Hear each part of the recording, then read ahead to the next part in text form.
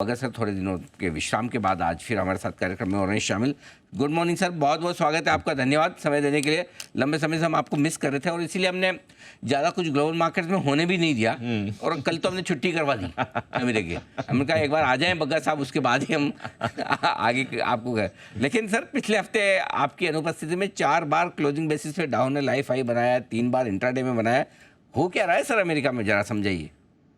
नहीं, एक तो सेक्टर रोटेशन है अनिल जी के बिग टेक्नोलॉजी से पैसा निकल रहा है ब्रॉडर इकोनॉमी में, और रेट कट जब आते हैं तो हम देखते हैं कि एनर्जी की तरफ काफ़ी फोकस हो जाता है, और वही अभी चल रहा है कि एनर्जी हो, ऑयल एंड गैस हो, और इवन फाइनेंशियल्स में भी हमने देखा कि कुछ रुझान लौटते हुए अमेरिकन मार्केट में।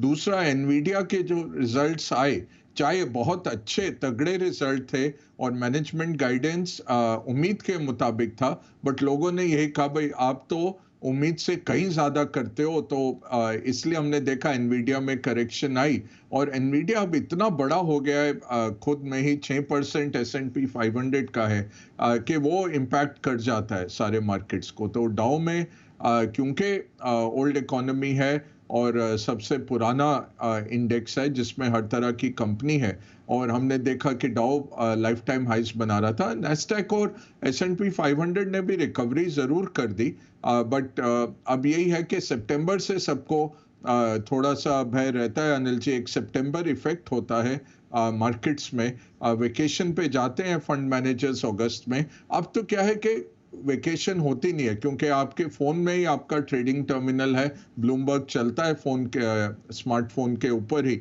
और ये ऑलवेज ऑन है फंड मैनेजर्स। बट एक सितंबर इफेक्ट रहता था, और 1926 से अगर आप 2020-2021 तक अमेरिकन मार्केट देखें तो औसतन मार्केट सितंबर में वॉलेटाइल रहता है और नीचे जाता है। तो यही उम्मीद है कि एक वॉलेटाइल मार्केट रह सकता है। अब बहाना क्या बनेगा, कहानी क्या बनेगी, वो आज हम नहीं कह सकते, बट आज हम भी बैठे हुए हैं, 13 दिन हो गए जब ये पॉजिटिव रुझान से भारतीय मार्केट बंद हो रहे हैं। एक रिकॉर्ड लेवल पे 13 कंटिन्यूअस ट्रेडिंग डेज हमारे हो गए। तो ये अब मीन रिवर्जन से ही आप सोच लीजिए कि थोड़ा सा यहाँ से हो सकता है कि मार्केट नीचे आए। वो ज़्यादा मीन रिवर्शन है और कुछ नहीं।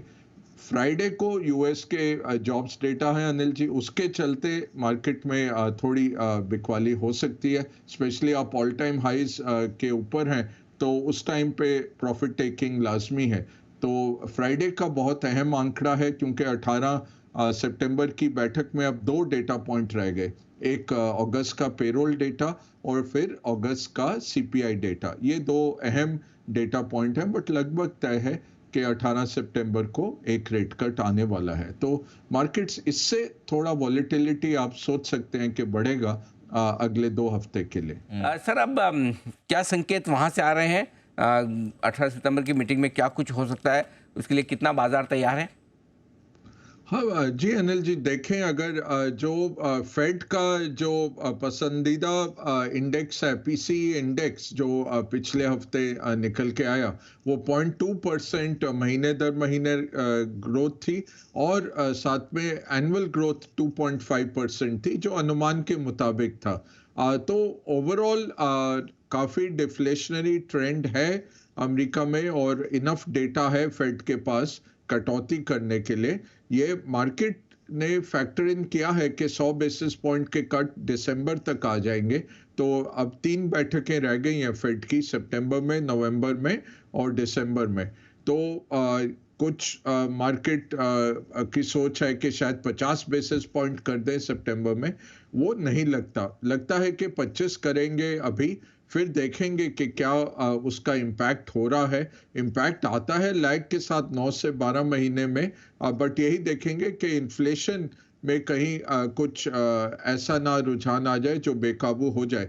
अमेरिका में डर नहीं है अभी इन्फ्लेशन का, क्योंकि तेल उत्पादन में वो सेल्फ रिलायंट है। तो जो इन्फ्लेशन आ सकती है वो तेल से आ सकती है, बट उसमें एक कारण आप कह सकते हैं नेगेटिव है, 2 पॉजिटिव है।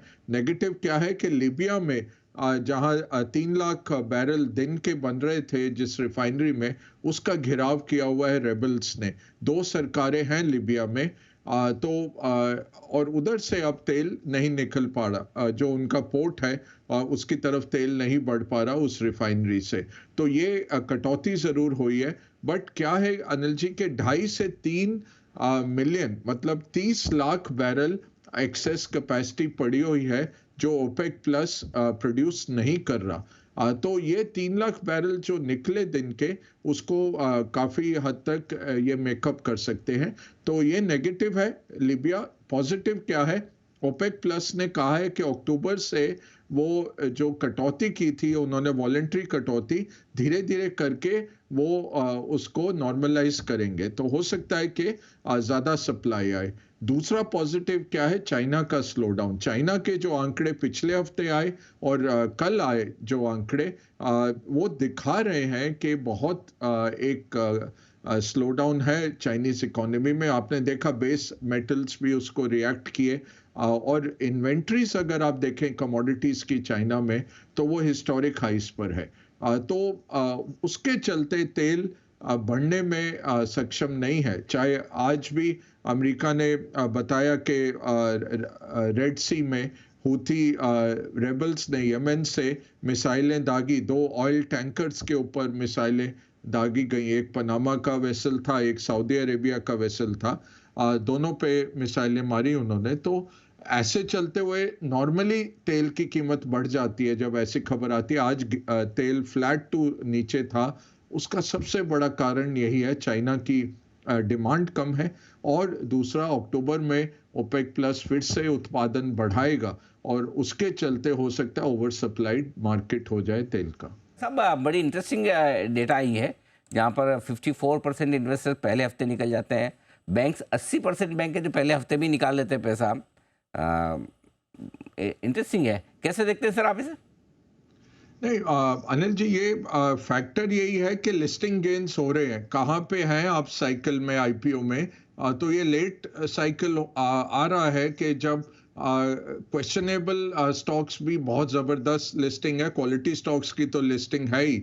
और लोग क्या कर रहे हैं कि एस्मा के चलते हुए आपको कोई प्रॉब्लम नहीं है कि आपका जो पैसा है वो महफूज है आपके अकाउंट में। तो आपका मिनिमम रिटर्न क्या है, जो 2.5% आपके सेविंग्स अकाउंट में मिल रहा है, और मैक्सिमम क्या है, जो लिस्टिंग गेन है। तो ये गेम खेली जा रही है टोटली। ज्यादातर पैसा जो लग रहा है वो निवेशक नहीं है, ना वो एनालाइज कर रहे हैं भाई कि क्या है स्टॉक में, फंडामेंटल्स क्या है, और वो लिस्टिंग गेन्स के लिए ही इन्वेस्ट किया जा रहा है। जो ओवर सब्सक्रिप्शन हो रहा है और जो कहानियां मीडिया में भी आ रही हैं कि 12 करोड़ का आईपीओ 4,700 करोड़ का सब्सक्रिप्शन देख लेता है। कंपनी को तो 12 ही मिलेगा, बट 4,700 करोड़ होल्ड करने वाले लोगों ने वैध एप्लीकेशन दर्ज किए। ये हमें देखना है। रही बात बैंक्स की, ये बहुत डेंजरस काम है। बैंक्स का काम नहीं है आईपीओस में शॉर्ट टर्म के लिए पैसा लगाना, और वैसे भी बैंक्स का इक्विटी में पैसा लगाना मैं कहूँगा ये हमने देखी हुई है कहानी, 2008 में भी देखी हुई है। जब पकड़े जाते हैं अनिल जी, जब लॉसेस आते हैं एकदम से, तो ट्रेजरीज बैठ जाते हैं। तो अभी क्या है कि आपका मिनिमम जो रिटर्न है, जो आपका वैसे ही आप मनी मार्केट में पैसा लेंड कर रहे हैं, वो आप कह सकते हैं कि वो आपका मिनिमम है, और मैक्सिमम है लिस्टिंग गेन पे निकल जाना। बट बैंक्स को, आई थिंक आरबीआई को कुछ काबू में लाना चाहिए। आप लेंड करके आपके कस्टमर्स को दे सकते हैं पैसा, बट बैंक्स की ट्रेजरीज खुद ऐसे आईपीओस में, वो भी इतने शॉर्ट टर्म में पैसा डालें, ये बहुत रिस्क बढ़ा देता है। बैंक्स का काम है डिपॉजिट लेना और उसको लोन्स में आगे देना, इकोनॉमी को बढ़ाना, ना कि स्पेकुलेट करना इस तरह से।